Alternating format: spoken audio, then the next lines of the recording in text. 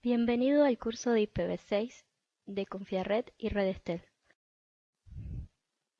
Este curso está a cargo del ingeniero Herman Brulé, administrador de red IPv4 IPv6 de Confiarred y docente de Redestel.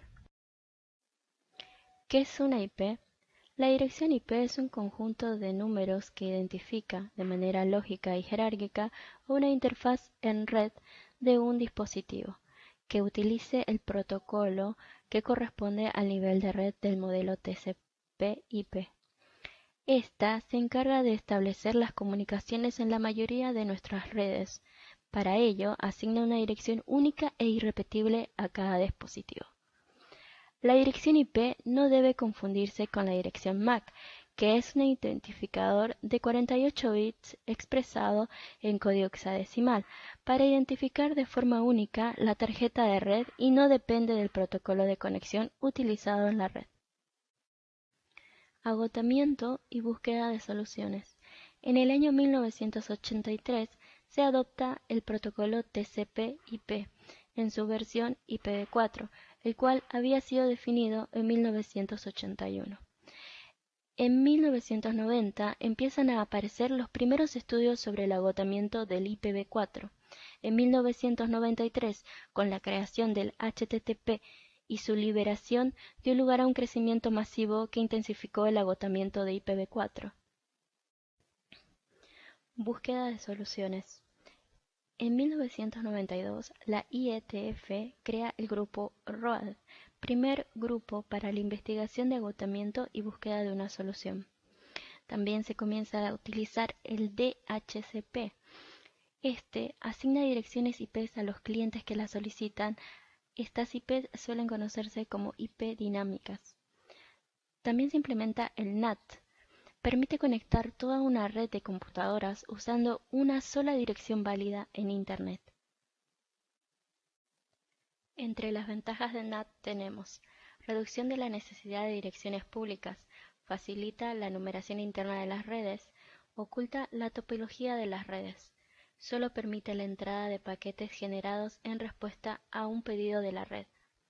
Desventajas: rompe con el modelo extremo-extremo de Internet, dificulta el funcionamiento de una serie de aplicaciones, no es escalable, aumento del procesamiento en los dispositivos traductores, imposibilita la opción de rastrear el camino de un paquete y imposibilita el uso de seguridad como IPsec. Como pueden ver en la gráfica, NAT permite que varios dispositivos de una red se conecten a Internet con una sola IP pública. IPv6. En 1998 se llega a una solución al agotamiento de IPv4, proponiendo el IPv6 con las siguientes características: 128 bits para su direccionamiento, cabezal de base simplificado, cabezal de extensión, identificación de flujo de datos, mecanismos de IPsec incorporados al protocolo, realiza la fragmentación y reensamblaje de los paquetes en el origen y destino, no requiere el uso de NAT, permitiendo conexiones punto a punto, gracias a la abundancia de direcciones, mecanismos que facilitan la configuración de la red. ¿Cómo es una IPv6? Una dirección IPv6 se representa mediante 8 grupos de 4 dígitos hexadecimales, cada grupo representando 16 bits. Los grupos se separan mediante 2 puntos. Una dirección IPv4 está formada por 32 bits. Esto es igual a 4 billones de direcciones. Una dirección IPv6 está formada por 128 bits. Esto es igual a 340 sextillones de direcciones. Diferencias entre una cabecera IPv4 e IPv6. Como pueden ver en la imagen, los campos amarillos se mantuvieron igual que en IPv4. Los campos rojos fueron eliminados. Los campos azules cambiaron de posición y de nombre. Y el campo morado es uno nuevo implementado para IPv6. Notación de una IPv6. En la representación de una dirección IPv6 está permitido utilizar caracteres en mayúsculas o minúsculas, omitir los ceros a la izquierda y representar los ceros continuos mediante dos puntos dobles. Ejemplo, en el quinto y sexto término se pueden notar ceros continuos. Como se puede ver, los ceros a la izquierda fueron omitidos. Y finalmente, al ser términos con ceros continuos, fueron reducidos a dos puntos dobles. Como se puede ver en el siguiente ejemplo, todos los ceros en términos continuos fueron compactados a dos puntos dobles. En el siguiente ejemplo se puede notar que los ceros a la izquierda fueron omitidos y luego estos términos, al ser continuos, fueron simplificados con dos puntos dobles. Subredes IPv6. En IPv4, para diferenciar la parte host de la parte de red en una IP, se usan las máscaras, tanto en su notación de octetos decimales como en CIDR. De forma similar, en IPv6 se hacen uso de los prefijos de red, que son similares a los de las máscaras en IPv4. Subredes IPv6.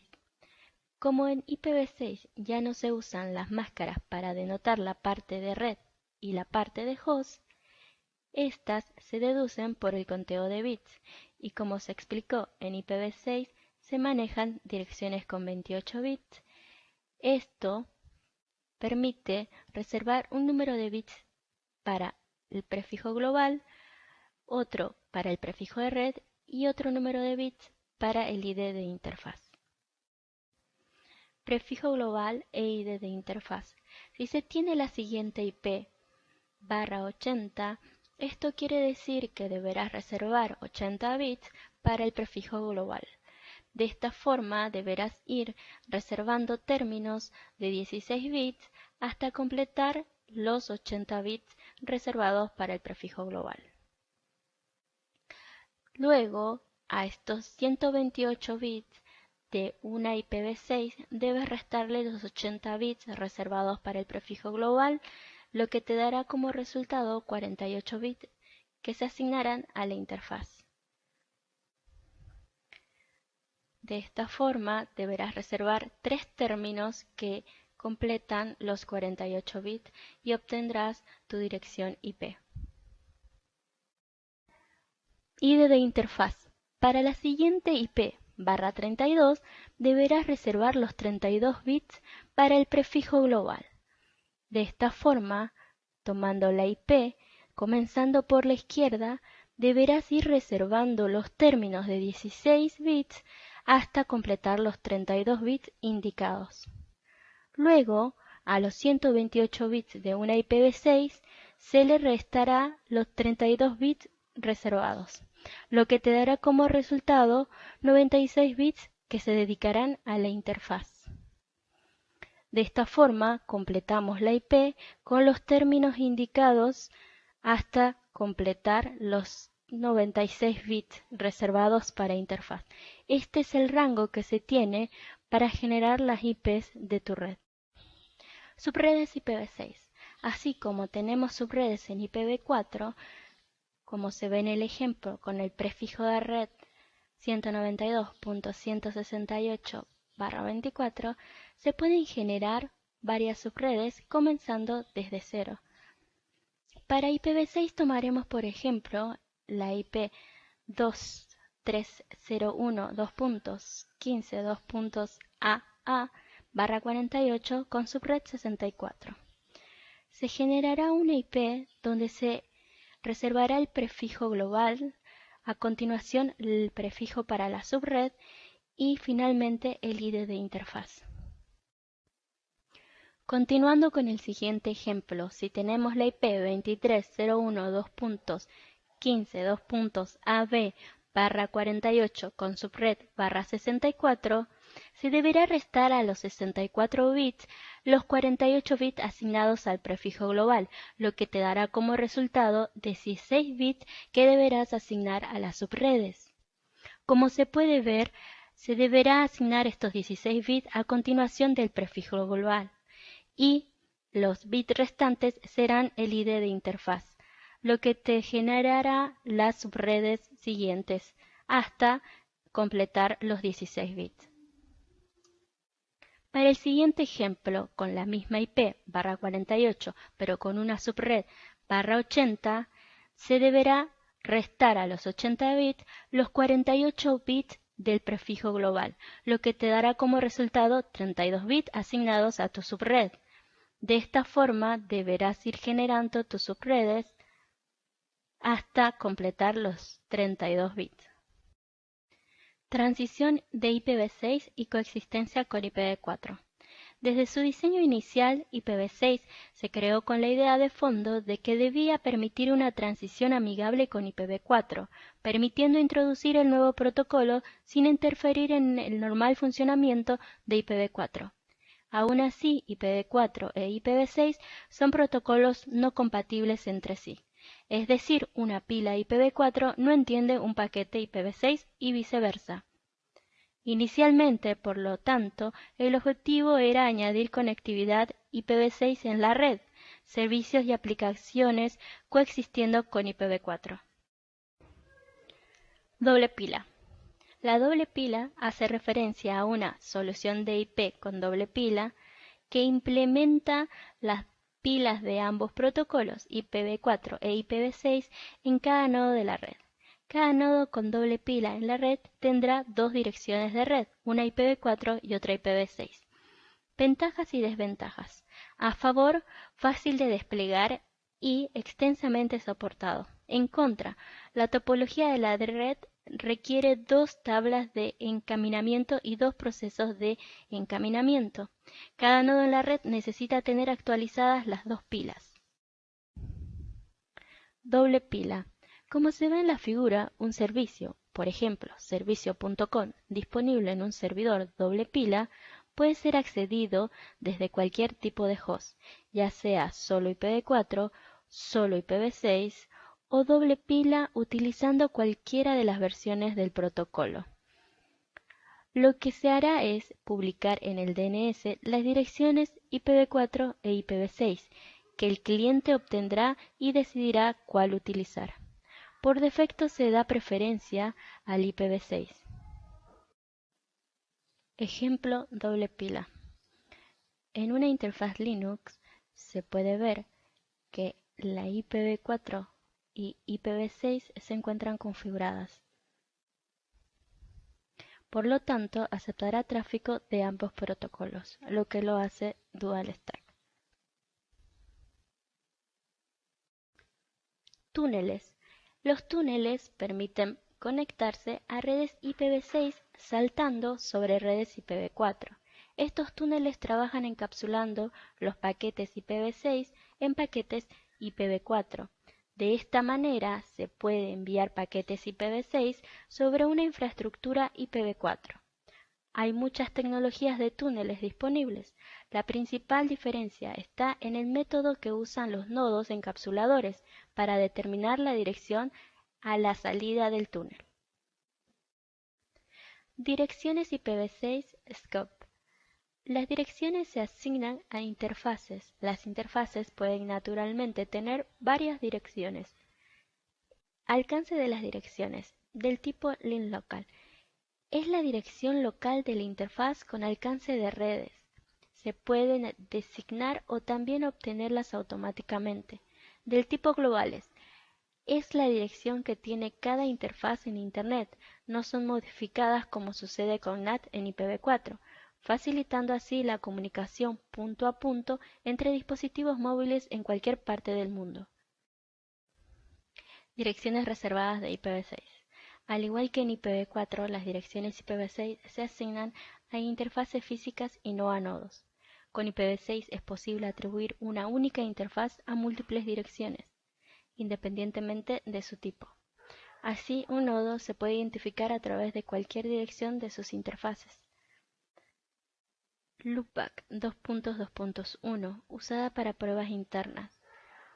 Multicast FF002.8 El soporte para multicast es obligatorio en todos los nodos.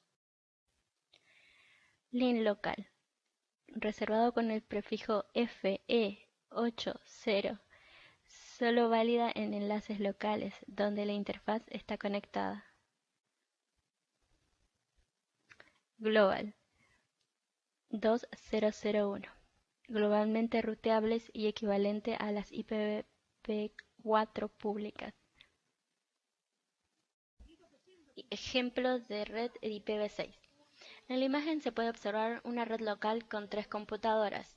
Tiene un rango de IP local empezando en FE80:2.2./64 y una IP global para acceso a Internet y ser accesible con un rango asignado por el proveedor de Internet, con una IP 2803.192.0.2.FBCD 2.0/112.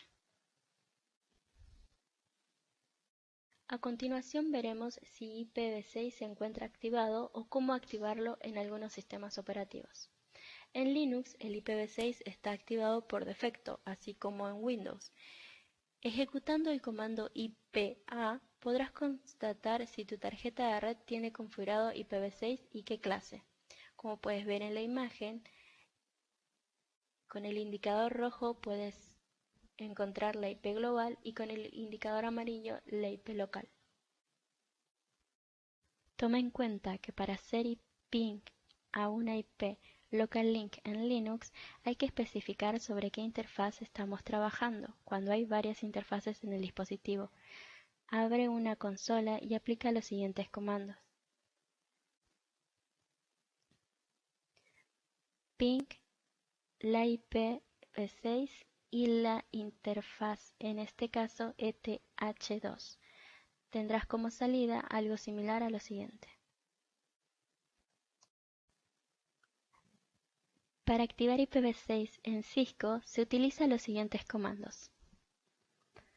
config-t ingresa la configuración de la terminal. IPv6 unicast-routing activa la configuración de IPv6. int selecciona la interfaz, en este caso FA0/0.